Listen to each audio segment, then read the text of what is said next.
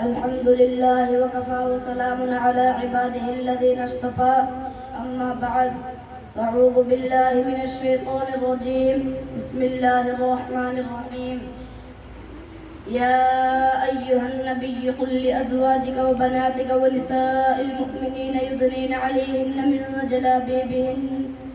محترم حضرات، میں نے قرآن کریم کی آیت کا ٹکڑا آپ حضرات کے سامنے پڑھا ہے جس کے اندر نبی اکرم صلی اللہ علیہ وسلم کو اس بات کی ہدایت کی گئی ہے کہ اے نبی، اپنے بیویوں اور اپنی بیٹیوں اور تمام مسلمانوں کی عورتوں کو اس بات کا حکم دے کے اپنے اوپر تھوڑی سی چادر لٹکا لے، یعنی کلام اللہ شریف کی اس آیت میں بھی پردے کا حکم نازل ہوا ہے۔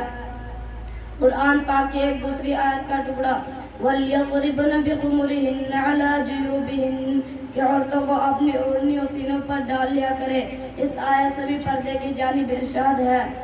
مگر دوستو، جب مذہب اسلام روشن ستاروں سے کفر و الحاد، ظلم و جہالت کے چھٹے، بے غیرتی اور بے حیائی کی تاریکیاں ختم ہوئی، قرآن پاک کے عدل و انصاف سے باطل کے لہراتے جھنڈے گر پڑے، مظلوموں اور بے قصوں کو مساوات اور برابری کا درج ملا، خاص طور پر ان عورتوں کو جو ظلم و ستم کی چکی میں پس رہی تھی۔ مصائب و الام کے پہاڑ ان پر ٹوٹے جا رہے تھے۔ اگر تاریخ کے اوراق کھولے جائے تو غیر مسلم عورتوں پر مسلمان عورتوں کی برتری اور فضیلت دکھائی دے گی، لیکن دیکھتے ہی دیکھتے پوری دنیا میں شیطانی ڈنکے بجنے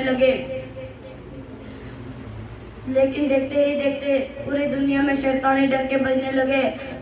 مسلمان عورتوں کو اس گھر کی چار دیواری سے نکال کر شریعان پھر بدنام کرنے ان تک کوشش کی گئی، اسے شمع محفل بنا کر درندے صفت انسان کے حوالے کیے گئے، پردے کی مخالفت میں لاکھوں صفحات سیاہ کر دیے گئے۔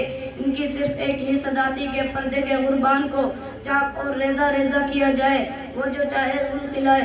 چنانچہ خواہشات کے ان پٹوں کی آرزویں پوری ہوئی، انہوں نے آہستہ آہستہ مسلم خواتین کو بہکا لیا اور مسلم عورتوں نے بھی پردے جیسی عظیم نعمت کو پیٹھ پیچھے ڈال کر مردوں کے ساتھ کندھے سے کندھا ملا کر چلنا شروع کر دیا۔ پھر نہ پوچھا کہ اسلامی معاشرہ کن کن خرابیوں سے دوچار ہوا، کتنی مصیبتوں اور آفتوں کے سامنے ہوا۔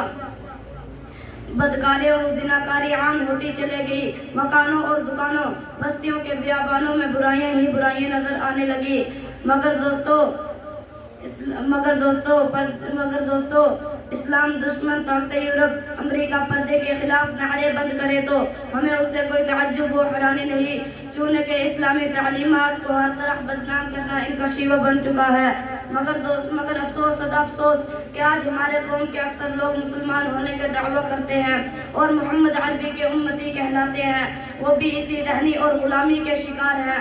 خاص طور پر انگریزی تعلیم یافتہ طبقہ تو اس میں ہی زیادہ بتلایا ہے، وہ بھی پردوں کے معاملہ میں اسلام دشمنوں کے ساتھ ہے اور انہوں کے دوش بدوش چل رہے ہیں۔ کسی شاعر نے ایسے ہی لوگوں کے بارے میں کہا ہے، انہوں کی محفل سنوارتا ہوں، چراغ میرے ہے رات ان کی، انہوں کی مطلب کی کہہ رہا ہوں، زباں میری ہے بات ان کی۔ مگر دوستو آج پردے کے مسائل کو لے کر مناظرہ بازیاں اور مضمون نگاریاں ہوتی رہتی ہے، پردے کے خلاف تحریکی چلتی ہے۔ پردے کو ایک بہت بڑی ناانصافی کہا جاتا ہے پردہ قید و بند سے تعبیر کیا جاتا ہے، کہا جاتا ہے پردہ قید ہے۔ پردے کو وہ دہشت بتایا جاتا ہے کہ آج ہمارے قوم کے اکثر لوگ مسلمان ہونے کے دعویٰ کرتے ہیں اور محمد عربی کے امتی کہلاتے ہیں، وہ بھی اسی ذہنی اور غلامی کے شکار ہیں۔ مغربی بد تہذیب عورتوں کی نقل کی ضرورت نہیں، آج ہمارے قوم کے یہی وہ تہذیب ہے کہ جس نے عورتوں کو چراغ خانہ بنانے کے بجائے ان کے اندر شمع محفل بنانے کا جذبہ ابھارا ہے۔ یہ اس یورپ امریکہ کی دین ہے کہ نوجوان لڑکیاں باریک سے دوپٹے گلے میں ڈال کر، چست اور باریک سے لباس پہن کر کھلے عام گھوم رہی ہے۔ میں اپنی ماؤں اور بہنوں سے کہنا یہ چاہتا ہوں کہ ہماری کامیابی کفار و مشرکین اور عیسائیوں کی باتوں میں نہیں، بلکہ ہماری کامیابی و کامرانی خدا وحدہ اور لا شریک رسول اکرم صلی اللہ علیہ وسلم کا بتایا ہوا طریقہ ہے۔ اسلامی احکامات کے اندر ہماری عقل کا چراغ گل کر کے نفس کے بیچ بھاگنے اور مغرب کی بد تہذیب عورتوں کی نقل کی ضرورت نہیں. ہماری ہدایت قرآن و سنت کا بتایا ہوا طریقہ ہے. اسلام کے پاس بنو حضرت اسماء حضرت عائشہ کی بہن ہے اور حضور صلی اللہ علیہ وسلم کی سالی ہے. ایک بار باریک کپڑے پہن کر حضور صلی اللہ علیہ وسلم کے سامنے آ گئی تو سرور کائنات نے نظر پھیر لی. یہ ارشاد فرمایا، اے اسماء، جب عورت بالغ ہونے کی عمر کو پہنچ جائے تو اس کے جسم سے کچھ بھی دیکھنا جائز نہیں سوائے اس کے چہرے اور ہتھیلیوں کے. اس حدیث سے اس بات کا صاف پتہ چل جاتا ہے اسلام کے پاس بنو حضرت اسماء حضرت عائشہ کی بہن ہے اور حضور صلی اللہ علیہ وسلم کی سالی.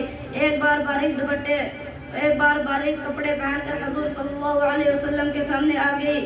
سرور کائنات نے نظر پھیر لی. یہ ارشاد فرمایا، اے اسماء، جب عورت بالغ ہونے کی عمر کو پہنچ جائے تو اس کے جسم سے کچھ بھی دیکھنا جائز نہیں سوائے اس کے چہرے اور ہتھیلیوں کے. اس حدیث سے اس بات کا صاف پتہ چل جاتا ہے کہ باریک کپڑے پہننا پردے کے خلاف ہے.